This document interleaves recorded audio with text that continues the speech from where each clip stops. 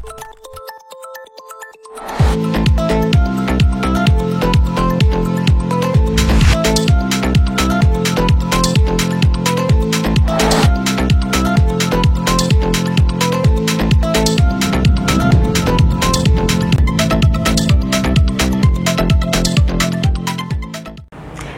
Sumsel 24 jam hari ini. Dewan Pimpinan Daerah Partai Demokrat Sumatera Selatan menolak kongres luar biasa yang akan diselenggarakan di Hotel The Hills Sibolangit, Kabupaten Deli Serdang, Provinsi Sumatera Utara.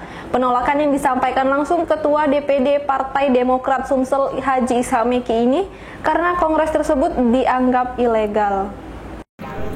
Dewan Pimpinan Daerah Partai Demokrat bersama beberapa DPC se-Sumsel menggelar apel siaga di Hotel X Sultan Palembang.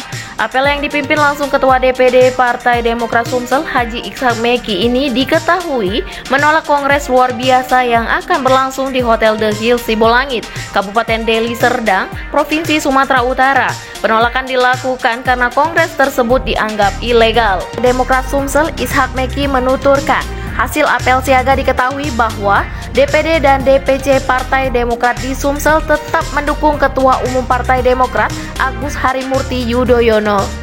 Lebih jauh, kata Ishak Meki, Sumsel masuk kategori zona merah karena dua putra daerah termasuk dalam gerakan pengambil alihan kepemimpinan Partai Demokrat.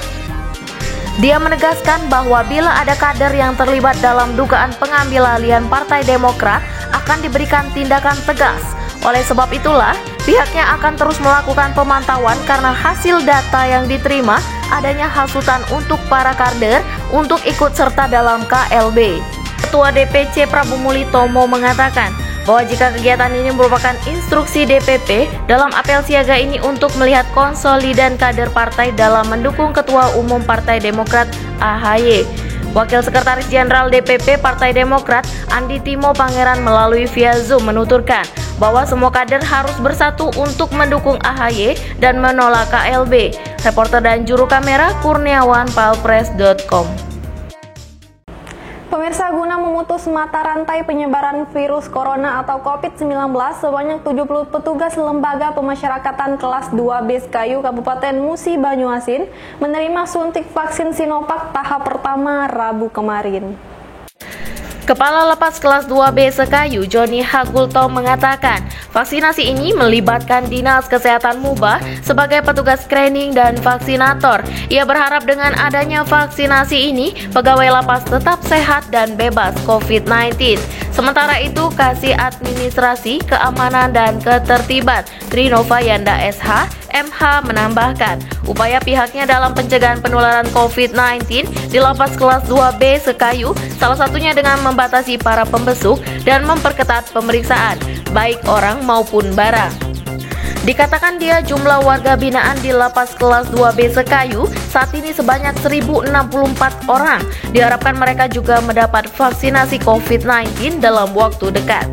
Tujuan vaksin ya sebagai program pemerintah juga bahwa didahulukan petugas pelayanan publik untuk vaksin supaya nanti pelayanan kepada masyarakat bisa tidak khawatir lagi dengan pandemi COVID. Jangan takut, jangan ragu untuk divaksin karena memang vaksin ini tidak membahayakan. Tujuannya hanya supaya negara pemutusan mata rantai bebas dari COVID-19. Reporter dan juru kamera Muhammad Firdaus, palpres.com. Ribuan mahasiswa Universitas Islam Negeri Raden Patah Palembang akhir pekan kemarin berangkat menuju lokasi kuliah kerja nyata di Kabupaten Muara Enim. Berikut liputan mahasiswa program studi komunikasi penyiaran Islam untuk pemirsa Sumsel 24 jam. Universitas Islam Negeri Raden Patah Palembang memberangkatkan mahasiswa dan mahasiswinya yang akan mengikuti kuliah kerja nyata atau yang dikenal dengan KKN pada tanggal 28 Februari 2021 di Kabupaten Muara Enim. Total ada 2.000 mahasiswa yang akan disebarluaskan di 161 desa. KKN kali ini sedikit berbeda dari KKN tahun-tahun sebelumnya karena dilaksanakan di tengah pandemi COVID-19. Sebelum berangkat KKN, mahasiswa diwajibkan untuk mengikuti rapid test terlebih dahulu. KKN sendiri merupakan bentuk dari pengabdian mahasiswa kepada masyarakat. Mahasiswa yang mengikuti KKN juga sudah membuat sejumlah program kerja yang akan dilakukan selama 30 hari ke depan. Program kerja yang sudah disiapkan? Bismillah, untuk program kerja yang sudah disiapkan untuk sekarang ini, karena berhubung di sana awalnya kita mau perkenalan dulu ya, mungkin kita kunjungan dulu ke rumah warga setempat yang utamanya kades ya, kepala desanya dan beserta jajarannya nantinya. Itu mungkin setelah sampai sorenya nanti ataupun malamnya. Program kerja untuk program kerja lagi yang selanjutnya mungkin karena alhamdulillah ini bertepatan dengan tanggal 11 nanti kita akan melaksanakan Isra wal Mi'raj. Jadi kita melaksanakan program di sana Isra Mi'raj, yaitu memperingati Isra Mi'raj, mengadakan berbagai lomba seperti misal mewarnai busana muslim, tilawah ataupun lomba azan dan sebagainya di sana. Dari pihak kampus sendiri berharap dengan adanya KKN ini, mahasiswa dapat mengimplementasikan ilmu yang didapat selama belajar di kampus untuk dapat diterapkan di masyarakat. Harapannya untuk mahasiswa yang berangkat KKN ini gimana Pak? Harapan saya sih sebenarnya kalau bisa mahasiswa ini bukan hanya, ini kan kerja kuliah nyata ya. Dan saya harapkan mahasiswa-mahasiswa di sini berperan aktif bagaimana ilmu yang telah dia dapatkan dari UIN, bagaimana dia mempresentasikan dan mengimplementasikan ilmunya ke lapangan, yaitu khususnya dari desa-desa yang kebetulan mereka ditempatkan, bagaimana dia mengimplementasikan di lapangannya nanti. Kalau bisa berharap menjadi soft solution bagi masyarakat setempat dan harapan-harapan bagi masyarakat setempat, bagaimana mengenai inovasi-inovasi, bagaimana pengembangan desa, bagaimana cara-cara target-target apa, sasaran-sasaran apa yang ingin dicapaikan dari desa tersebut, dan bagaimana mereka mengemasnya dalam bentuk kinerja-kinerja dan aktivitas-aktivitas mereka. Kami mahasiswa UIN Raden Fatah Palembang, Della Anggraini sebagai stop writer, Mariama sebagai reporter, Zulfa sebagai kameramen, Vindi editor melaporkan untuk Sumsel 24 jam. Berita terakhir Sumsel 24 jam hari ini. Kondisi bendungan menjadi salah satu faktor pencegahan banjir di Kota Palembang. Bagaimana kondisi bendungan saat ini? Kembali mahasiswa UIN Raden Fatah Palembang melaporkan dari Bendungan Sekip. Memasuki musim penghujan, Kota Palembang rawan terkena banjir. Dan salah satu titik yang sering terjadi banjir yaitu di daerah Sekip. Di sini terdapat bendungan yang langsung mengalir ke Sungai Musi. Namun, tumpukan sampah yang jadi penyebab banjir di bendungan ini menjadi masalah yang tak kunjung terselesaikan. Lalu bagaimana peran pemerintah dalam mengatasi hal ini? Salah satu penyebab meluapnya bendungan Sekip yaitu adanya tumpukan sampah, lumpur dan eceng gondok yang hidup liar di sekitaran bendungan. Setiap harinya, petugas PUPR membersihkan bendungan dari sampah. Namun, hal ini tak banyak membantu karena masyarakat masih saja membuang sampah di bendungan. Banjir sudah menjadi fenomena yang lumrah, terjadi di daerah pinggiran bendungan Sekip. Bila hujan deras turun, air dari bendungan akan naik dan menyebabkan banjir di pemukiman warga. Tidak ada upaya khusus yang dilakukan warga maupun RT setempat dalam menghadapi banjir yang setiap tahunnya meredam pemukiman mereka. Biasanya, bila hujan turun dengan deras, warga akan menaruh barang-barang mereka ke tempat yang lebih tinggi agar tidak tergenang oleh air banjir. Dari pihak RT sendiri, setiap hari minggunya akan menggerakkan warganya untuk kerja bakti, membersihkan lingkungan bendungan. Menurut keterangan dari salah satu RT yang ada di sekitaran bendungan, pemerintah kota biasanya mengeruk bendungan setiap 2 tahun sekali. Dari fenomena alam di bendungan Sekip ini, menjadi PR untuk kita semua agar tidak membuang sampah sembarangan.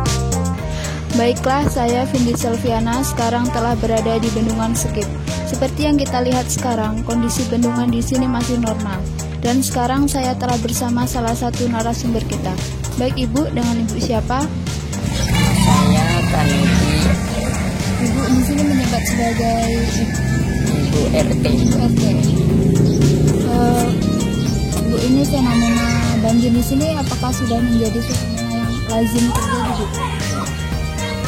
Setiap musim hujan pasti banjir. tapi ya kadang-kadang tidak terlalu dalam. Tergantung hujannya, kalau hujannya deras ya banjirnya akan meluap ke sungai, tapi tidak sering, sekali-sekali, kadang-kadang 2 tahun sekali, 3 tahun sekali yang banjir besar. Kalau banjir biasa ya sebatas lutut dan sebatas mata kaki, paling ya sudah sebentar saja sudah surut. Jadi gimana Bu dengan upaya dari pemerintah atau dari pihak RT untuk mengatasi banjir ini? Ya, upaya dari RT ya bantuan dari pemerintah ya, terutama sungainya ini kalau bisa setiap hari dibersihkan, terus kalau dangkal ya dikeruk. Nah, terus salah satu harapan kami sebagai warga, kami punya parit. Nah, paritnya itu airnya itu mengalirnya susah karena ya dangkal. Nah, jadi dengan adanya pengerukan atau buat parit ya bisa jalanin airnya itu bisa lancar dan juga bisa tidak menyebabkan banjir. Kalau mau lihat paritnya boleh silahkan. Ini Bu, kalau dari pihak RT ada nggak sibuk menggerakkan masyarakat untuk kerja bakti membersihkan bendungan ini? Oh, kalau kerja bakti selama kita COVID ini belum.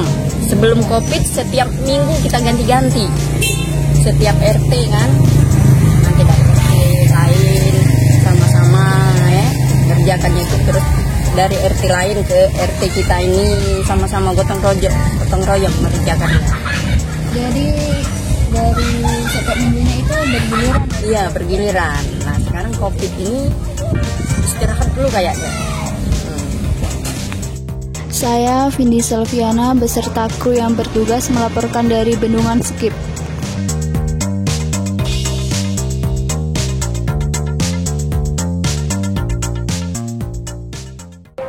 Demikianlah berita Sumsel 24 jam hari ini. Bagi pemirsa yang ingin tempatnya dikunjungi atau diliput tim Sumsel 24 jam, silakan tulis di kolom komentar. Jangan lupa untuk mendukung program kami lainnya di YouTube channel Palpres Official seperti Budak Lorong, Basing, dan Ternyata Bukan Mistis. Saya Sri Devi, sampai jumpa.